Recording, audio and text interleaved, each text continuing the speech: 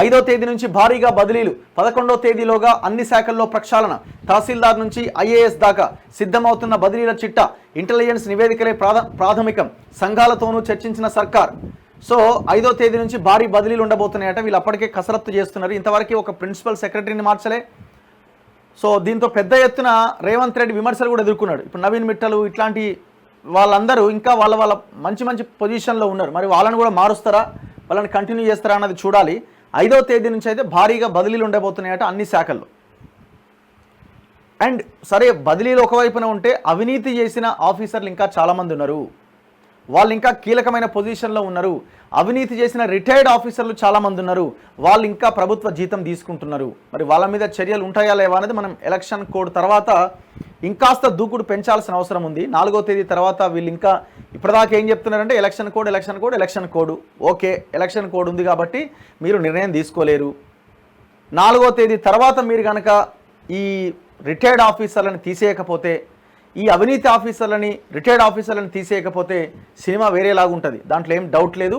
వాటి మీద ఖచ్చితంగా ఫైట్ చేయాల్సిన అవసరం ఉంది. ఎందుకంటే మొత్తం కరప్టెడ్ ఫెలోస్ ఉన్నారు. ఈ గవర్నమెంట్లో కరప్టెడ్ ఫెలోస్ స్టిల్ కంటిన్యూ అవుతున్నారు.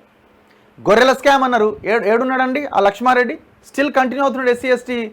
ఎస్సీ కార్పొరేషన్లో. విద్యాసాగర్ రెడ్డి రూరల్ డెవలప్మెంట్లో కంటిన్యూ అవుతున్నాడు.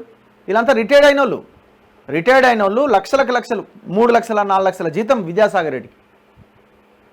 ఈ లెక్కన శాంతికుమార్ గారు అందరు హెచ్ఓడీలకు లెటర్ రాసి రిటైర్డ్ ఆఫీసర్లు ఎంతమంది ఉన్నారు, ఎంప్లాయీస్ అని లెక్క తీస్తే 1100 మంది ఉన్నారు. ఇంతవరకు దాని మీద చర్యలు లేవు. 4వ తారీఖు ఎలక్షన్ కోడ్ అంటున్నారు. వెయిట్ చేస్తున్నారు జనం కూడా. చూద్దాం ఏం చేస్తారో.